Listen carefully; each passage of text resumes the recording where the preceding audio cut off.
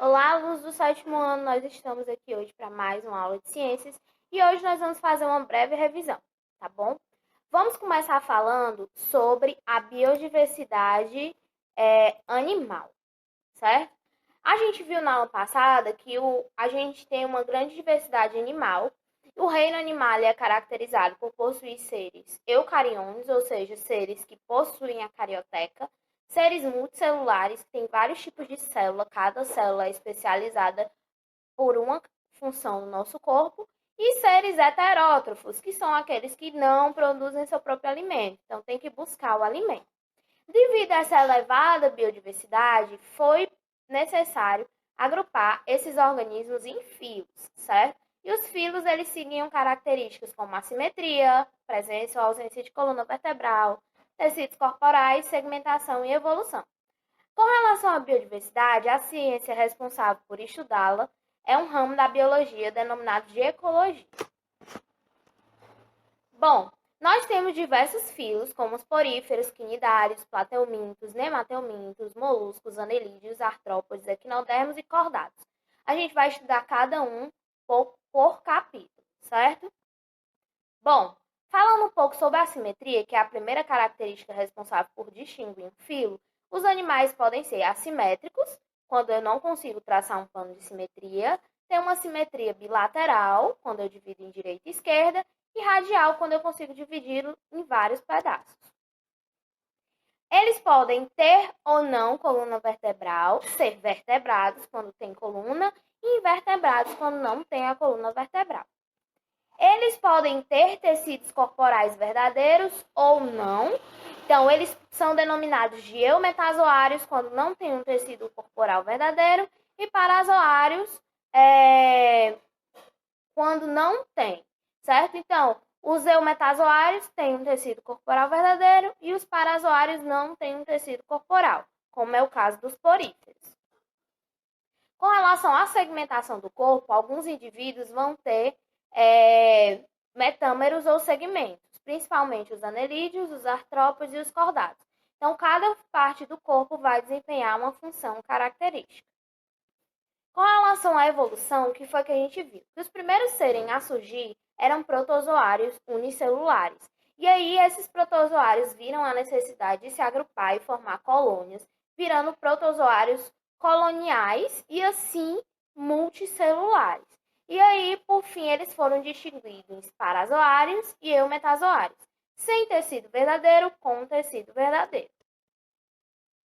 Bom, alguns aspectos ecológicos afetam a biodiversidade animal, como a disponibilidade de alimento, a disponibilidade de habitat, a poluição, a caça ilegal e indiscriminada e a destruição do ecossistema, certo? Vamos passar agora para o capítulo 16, que fala sobre poríferos e quinidários. Bom, vamos falar um pouquinho sobre os poríferos. Os poríferos são animais que têm um corpo repleto de poros. O seu principal representante são as esponjas.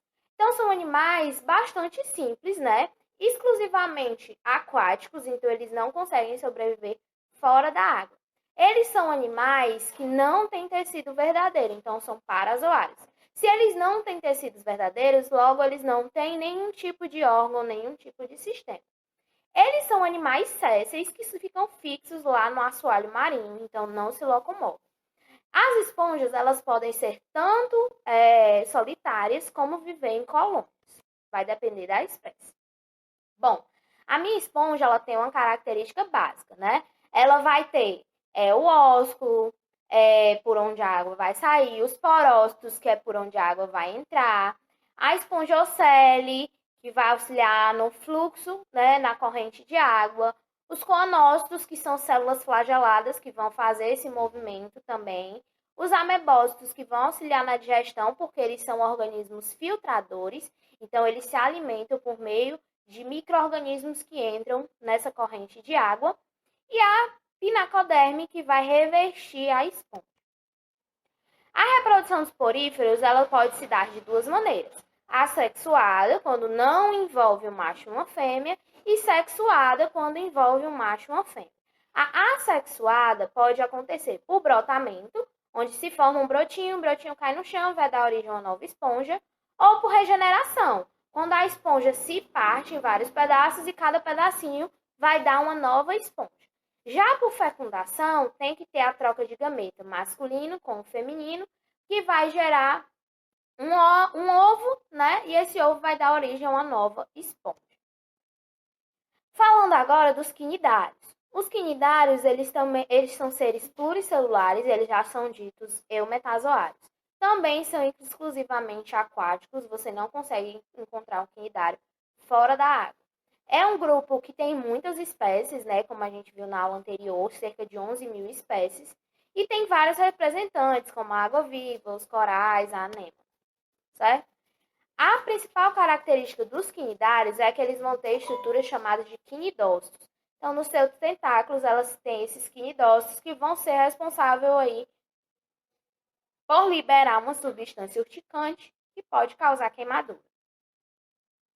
Eles já vão ter um sistema digestório, porém não é um sistema digestório completo. Eles vão ter boca, mas não vão ter ânus.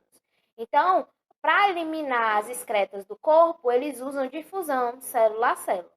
Eles também não têm um sistema respiratório, certo?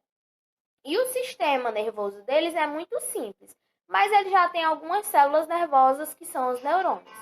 Nós temos também a reprodução, que pode ser tanto assexuada como sexuada. Então, a gente viu que a reprodução deles pode ser do tipo de alternância de gerações, né? Ele passa uma fase da vida como pólipo, fixo no mar, e uma fase como medusa, livre no mar, certo? E aqui tem um exemplo da reprodução deles. Então, eles podem se reproduzir assexuadamente por brotamento ou sexuadamente formando os gametas. E em alguns casos, eles podem fazer alternância de gerações, onde eles passam, né? Uma fase da vida de pólipo e uma fase da vida de medusa. Bom, pessoal, vou deixar uma atividade de revisão para vocês em PDF. Então, era isso que eu tinha para passar para vocês, essa breve revisão. Eu espero que vocês tenham entendido. Então, fiquem todos bem, bons estudos a todos e até a próxima aula. Tchau, tchau.